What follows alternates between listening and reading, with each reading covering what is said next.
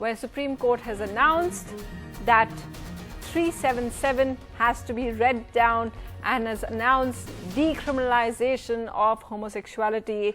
We are joined in studio. We have with us Vivek, who has been fighting for the rights of the community. We also have Apurva Asrani, Asrani. He is the writer of the iconic award-winning film Aligarh, which portrays the fate of a gay professor at the Aligarh Muslim University. Apurva, if I can first come to you, congratulations on this verdict. Now that you look at you wrote that story which had got that award, the story of the film Aligarh. Will you be writing a more celebratory story now, Apurva? Yes, of course. Aligarh was a film that actually took us into a space that was dark and that was a space that was, imprisoned, an imprisoned space. And for 70 years, I said this earlier today, and it's been playing on my mind. So for 71 years, while the rest of my country enjoyed freedom and was an independent country, the LGBTQ community has been still, imprisoned and has been in the shackles of, not found its independence yet. And it's been very sad that for so many years that, we've had to live like criminals. We've had to live like people who were second-class citizens, who have no right to love, no right to express their love, and no right to hold public office. And it was a travesty of justice what happened in 2013. And, after those 4 years when, it had been decriminalized by the Delhi High Court, to suddenly be deemed criminal again. And all those people, all of us who came out and danced on the streets and said, finally that my country has a conscience, to go back into our closets, that was a very, very difficult period. Apurva, can you expand on that? What do you mean back into our closets? Can you explain to the rest of the world just what it meant, the 2013 Suresh Kaushal judgment, as has been repeated so many times today? Just how much of a setback, how did it affect your lifestyle? I mean, people like myself are luckier than others. I work in the media, and my voice is heard. So if there is any harassment, if people are discriminating against me, I have a very active Twitter account with lots of followers, and I have a good body of work behind me and certain media attention. So, I can still get away, with the discrimination. But for lots of people who had declared themselves as gay, who have come out as LGBT, to now realize that they had outed themselves. They can be seen. They're out there on the streets, and now people can pick on them. And when I say pick on people, you have to understand what it means. It starts with very, very gentle ways, very simple ways, not gentle by any manner.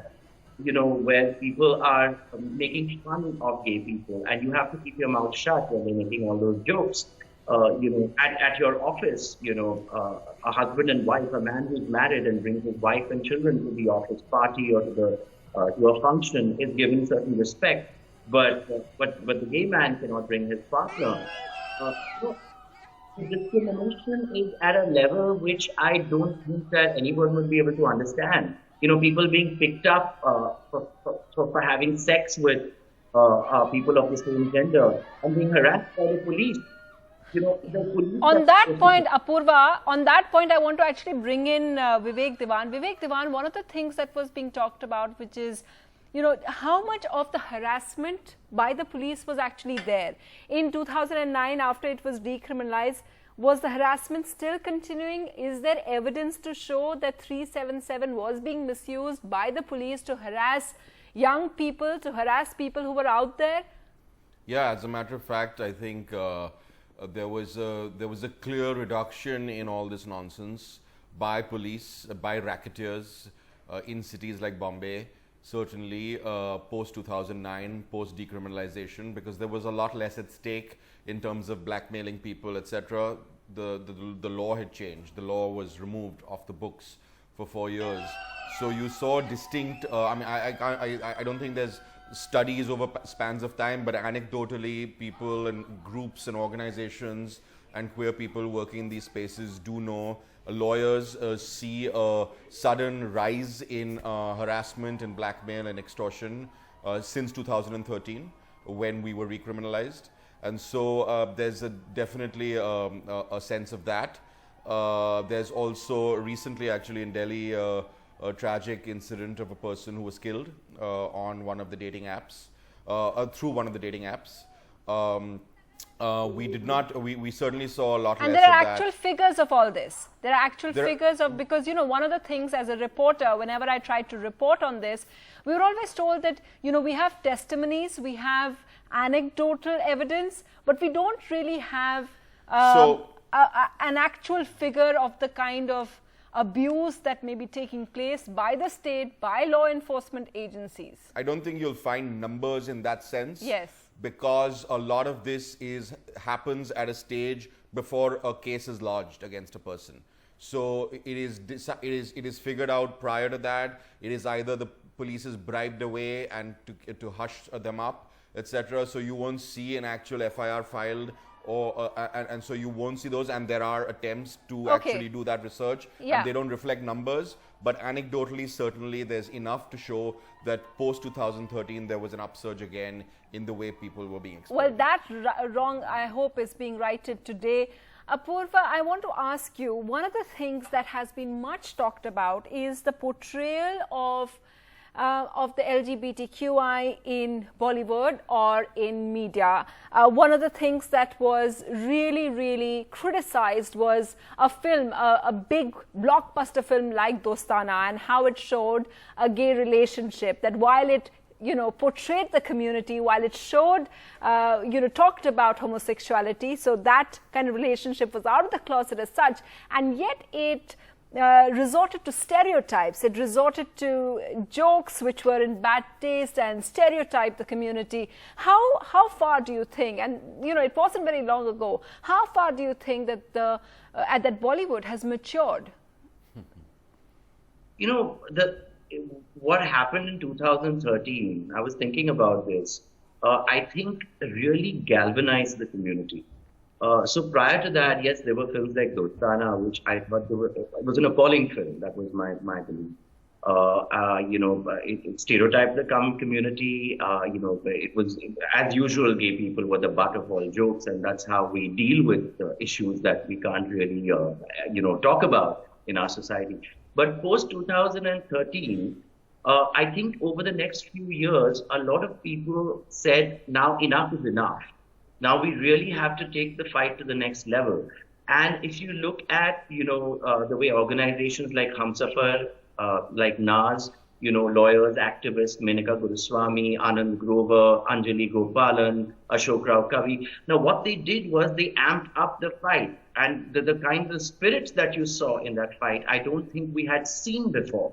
Because, you know, it was a travesty of justice what had happened. You know, and after a long fight, after them working very hard for it, that also happened with artists, you know, and in 2016, the year we released Aligarh, you know, and the Aligarh was made, it came from that anger, you know, that when somebody said that, you know, when part of the judgment, it was said that the gay population, LGBT, is a minuscule minority. You know, and I really got down to thinking, I said, why are we called a minuscule minority? It's absolutely untrue, you know, and I realized the reason is because people are not coming out and speaking. Now, why are they not coming out and speaking? Is because they don't want to be associated with a stereotype, with somebody that will be made fun of. So we needed characters, we needed portrayals that were dignified, we needed portrayals that were respectable. So from that birthed the idea of Aligarh. And of course, it is based on a true story and the irony of the story was that the man that was harangued, Professor Srinivas Siras, all this happened to him as the university harangued him and led him to his death at a time when it was actually decriminalized. This happened during that period. So to bring out this story and to see that year, there were three other very powerful films made that showed dignified portrayals of the LGBT community. Besides Manoj Bajpayee's brilliant portrayal of Siras, if I can say so myself, it was so sensitive. There was also Margarita with a Straw with Kalki Koechlin. Yes. And there was the same Karan Johar made Kapoor and Sons, where he had this really beautiful, hot man, playing gay, Fawad Khan. And it was done in a very dignified manner, even though the word gay wasn't used. And then you also had another film that came out called Dear Dad with Arvind Swamy. So suddenly you had this spate of films in 2016, and I think that was born out of the travesty of justice in 2013. So it changed. That's such a good point that you're making, and you're right. I mean, Aligarh, while it got all the awards, it was still, I don't know whether but it was an indie film, and even though it had a mainstream actor like Manoj Bajpayee playing that character, as you said, but Karan Johar, his evolution of the way he portrayed it in Kapoor and Sons is, of course, one that is worth noting as well. But tell me, do you think that this judgment will help people come out more openly at their workplace and say, I am what I am? That's the quote from the judgment, right? Do you think that will actually translate into people being open and freer about their identity? Well, I certainly hope so. If you look at what's happening in the last couple of years, while the discourse has been really playing out in the media, and the media has been a great friend, a great ally, there's no doubt about that. They haven't dropped the ball even once. So what has happened is a lot more people have been coming out discussing these films on social media, open forums, at screenings, during talks and lectures and all of these things. Mm-hmm. And when they do that, they own the film, they own the character, they own the community. And that itself has brought people almost out of the closet. They're not afraid to say it. And there have been so many people on my timelines itself who have come out openly and who say they are gay today. And this has happened before the decriminalization of today. I mean, I still have to pinch myself. It hasn't sunk in yet because the phone hasn't stopped ringing. But the truth of the matter is that, people have started to come out and people have started to identify as LGBT, So I think that will just increase. Today itself, I know there are a lot of people who are coming out to their family. I know of those people.